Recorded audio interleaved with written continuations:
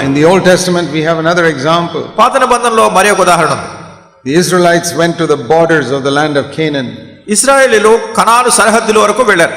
And the Lord told them, go and take the land. ప్రభు వాళ్ళతో చెప్పాడు, మీరు వెళ్ళి ఆ స్థలాన్ని స్వాధీనం చేసుకోండి, ఆ దేశాన్ని అన్నారు. They said, no, we are afraid. వాళ్ళు అన్నారు, లేదంటే మాకు భయం వేస్తుంది అన్నారు. God was so angry with them. దేవుడు వాళ్ళ గురించి ఎంతో కోపించాడు. He said, okay, then you will all wander in the wilderness for 40 years and you will die here. సరే, మీరు 40 సంవత్సరాలు అరణ్యంలోనే తిరుగుతూ చచ్చిపోతారు మీరు అరణ్యంలో అన్నాడు. Then afterwards they said, okay, we will do it. తర్వాత అన్నారు, సరే మేము వెళ్తాం అన్నారు. He said, no. లేదు అన్నాడు ప్రభు. You can't go now. ఇప్పుడు మీరు వెళ్ళరు. Do you know that? ఎందుకు తెలుసా మీరు అది? Let me show you that in Numbers chapter 13. సంఖ్యాకాండం 13వ అధ్యాయం. In the end of Numbers chapter 13 we read of the 10 spies who came back from the land of Canaan. సంఖ్యాకాండం 13వ అధ్యాయం చివరిలో కనాను దేశాన్ని వేగు చూడటానికి వెళ్ళినటువంటి వేగుల వారిని గురించి. And they made a report in verse 27 and 28. 27, 28 వచనంలో వాళ్ళు వెళ్ళి చూసి వచ్చిన సంగతి చెప్తున్నారు. Saying this is a beautiful land. ఇది చాలా పాలు తేనెలు ప్రవహించే సుందరమైన దేశం. Big giants and big cities there. అయితే అక్కడ నివసించేటటువంటి ప్రజలు వాళ్ళ బలవంతులు, వాళ్ళ పట్టణాలు కూడా ప్రాకారములు కలిగి గొప్పవి. And they said in verse 31, we cannot go in. This is people are too strong for us. 31వ వచనంలో అతనితో కూడా పోయిన మనుషులు, ఆ జనులు మనకంటే బలవంతులు, మనం వారి మీదకి పోజాలమనిరి. And then all the 600,000 people said, okay, we will not go. సరే, 6 లక్షల మంది ప్రజలు ఏమన్నారు, మేము వెళ్ళమంటే వెళ్ళమన్నారు. And God was so angry. We read in chapter 14. దేవుడు వాళ్ళ గురించి ఎంత కోపించాడంటే 14వ వచనంలో చదువుతున్నాం. And verse 22 and 23. 22, 23 వచనాల్లో He says, I will never allow this 600,000 people to go into this land. ఈ 6 లక్షల మంది ప్రజలు ఆ దేశంలోకి వెళ్ళడానికి నేను వీళ్ళని అనుమతించను. Only Joshua and Caleb who believed in me will go. యెహోషువ, కాలేబు వీళ్ళిద్దరే నా యందు నమ్మిక ఉంచారు, వాళ్ళు మాత్రమే వెళ్తారు. So Moses came and told the people. కనుక మోషే వచ్చి ప్రజలతో చెప్పాడు. Now this is the passage you must see carefully. ఇది ఈ సంగతి మీరు చాలా జాగ్రత్తగా గమనించాలి. Verse 39. 29వ వచనం. Moses spoke these words saying, God says you will all wander in the wilderness for 40 years. మోషే చెప్తున్నాడు, దేవుడు చెప్పాడు 40 ఏండ్లు మీరు ఈ అరణ్యంలోనే తిరుగులాడుతుంటారు. And they all began to weep. వాళ్ళందరూ ఏడవటం ప్రారంభించారు. And see what they said. ఏమన్నారు చూడండి. They said, okay, now we are ready to go. Verse 40. 40వ వచనంలో సరే మేము వెళ్తామన్నారు. Moses said no. మోషే కాదు అన్నాడు. God told you yesterday to go. మరి దేవుడు నిన్న మొన్న దినాన్ని వెళ్ళమని చెప్పాడు. You said no. మీరే కాదన్నారు. Now you have lost your chance. ఇప్పుడు మీ తరుణం అయిపోయింది. Once God decided that you cannot go, now you cannot go. ఒక్కసారి దేవుడు ఇంక మీరు వెళ్ళరు అని చెప్పినప్పుడు ఇంక మీరు వెళ్ళరంతే. Now if you go up, God will not be with you. ఇప్పుడు మీరు వెళ్ళినా కానీ దేవుడు మీతో ఉండడు ఇక. Verse 42, your enemies will defeat you. 42వ వచనంలో మీ శత్రువులు ఎదుట మీరు హతం చేయబడతారు. And verse 44, they disobeyed and they went to try and capture Canaan. 44వ వచనంలో వారు అవిధేయత చూపించారు, వెళ్ళి కనాను పట్టుకోవాలనుకున్నారు. You see, they were ready to go now to obey God. వాళ్ళు ఇప్పుడు దేవుని విధేయత చూపించడానికి వెళ్ళడానికి సిద్ధంగా ఉన్నారు. They were ready to do what God told them to do yesterday. నిన్నటి దినాన్ని దేవుడు ఏమైతే చెప్పాడు దాన్ని చేయడానికి ఈ రోజు సిద్ధపడుతున్నారు. God said it's too late. దేవుడు అన్నాడు, ఇప్పుడు ఆలస్యం అయిపోయింది చాలా. If you had listened to me yesterday, నిన్న గనక మీరు నా మాట వినుంటే, and you had gone, మీరు వెళ్ళుంటే, you would have got the land. మీరు ఆ దేశాన్ని స్వతంత్రించుకుని ఉండేవారు. Now you go, I'm not going with you. ఇప్పుడు మీరు వెళ్ళండి, నేను మాత్రం మీతో నా సన్నిధి మీతో. What happened? ఏమైంది? Verse 45.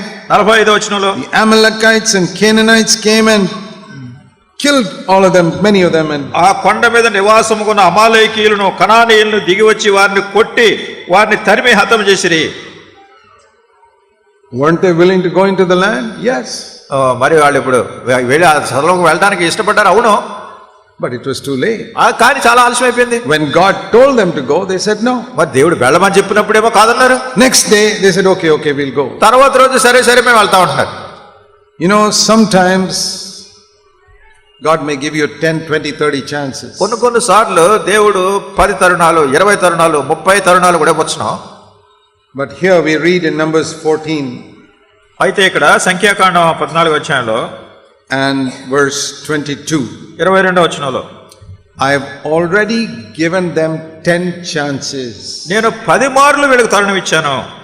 And this is the 10th time they have not listened to my voice. మరి 10 సార్లు దేవుడు నా యొక్క మాటను వీళ్ళు లక్ష్యం చేయడం లేదు. Now I will not give them another chance. ఇప్పుడు ఇంక మరి ఒక తరుణాన్ని వీళ్ళకి ఇవ్వను. See how important it is that we don't keep on tempting God by disobeying him. మనం దేవునికి అవిధేయత చూపిస్తూ దేవుడు మనం శోధిస్తుంటే పరిస్థితి ఎలా మారుతుందో చూడండి. When the Lord says arise and come away, మరి ప్రభు లెమ్ము నువ్వు రమ్ము అని చెప్పినప్పుడు you say no Lord, I am not ready. మనం అంటాం లేదు దేవుడా నేను సిద్ధంగా లేనప్పుడు అంటాం. He may ask you again. మళ్ళా ఆయన అడగొచ్చు. He may ask you again. మళ్ళా అడగొచ్చు.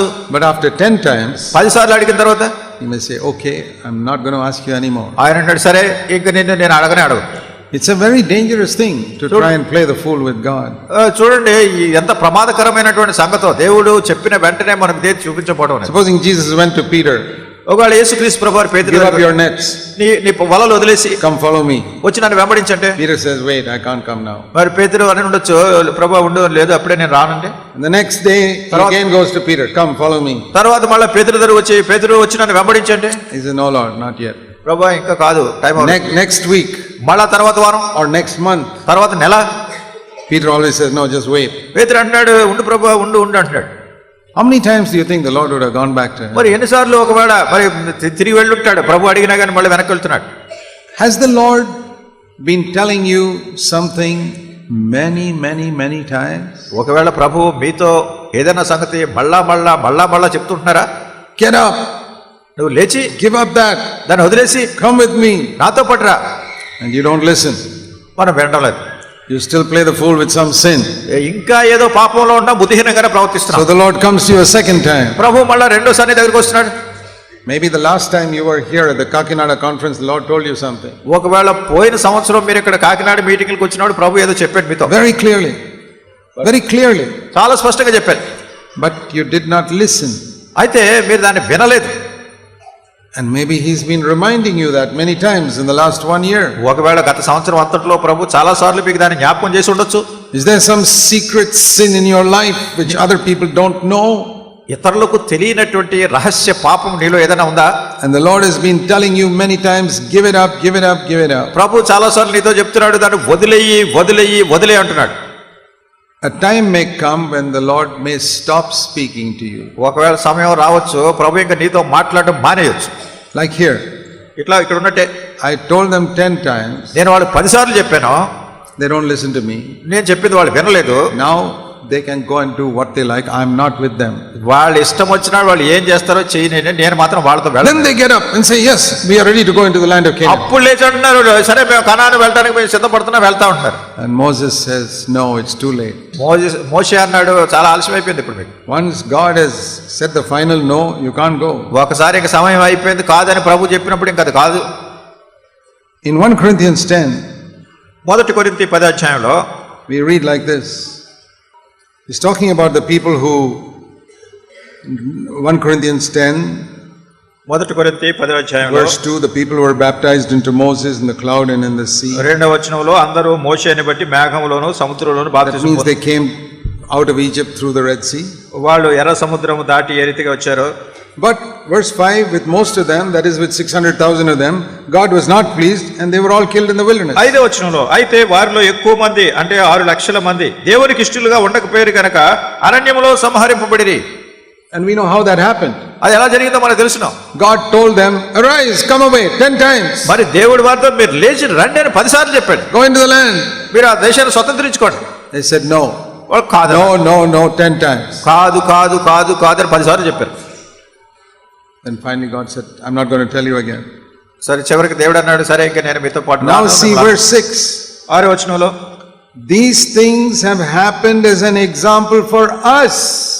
వారు ఆశించిన ప్రకారం మనం చెడ్డ వాటిని ఆశించుకున్నట్లు ఈ సంగతులు మనకు దృష్టాంతములుగా ఉన్నవి. We should not desire evil like they did. వాళ్ళు ఆశించినట్లుగా చెడు సంగతులు మనం ఆశించకుండా ఉండాలి. Again it is written in verse 11. 11వ వచనంలో రాయబడింది మళ్ళీ. These things happened as an example for our instruction today who are living in the last days. ఈ సంగతులు దృష్టాంతములుగా వారికి సంభవించి యుగాంతమందున మనకు బుద్ధి కలుగుటకై వ్రాయబడిన. What shall we learn from the example of these people? ఈ ప్రజలు జరిగిన దాన్ని బట్టి దృష్టాంతంగా మనం ఏం నేర్చుకుంటున్నాం? That the Lord will not keep on pleading forever and ever and ever and ever. ప్రభు ఇంకెప్పటికీ మనల్ని అడుగుతూ జ్ఞాపకం చేస్తూ ఉంటాడని అది కాదు అని చెప్పడానికి. In Genesis chapter 6, ఆదికాండము 6వ అధ్యాయంలో the Lord says in verse 3, 3వ వచనంలో ప్రభు అంటున్నాడు, My spirit will not strive with man forever because he is flesh. అప్పుడు యెహోవా నా ఆత్మ నరులతో ఎల్లప్పుడూ వాదించదు. He says, I will not keep on pleading with man to obey me. నాకు విధేయత చూపించమని ఎల్లప్పుడూ మనుషులతో నేను వాదిస్తూ ఉండను.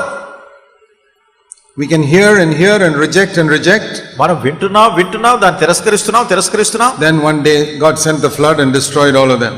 మరి ఒక దినానే దేవుడు దాన్ని ఆఫ్ చేస్తాడు, ఇక మళ్ళా తరుణం రాకుండా చేస్తాడు.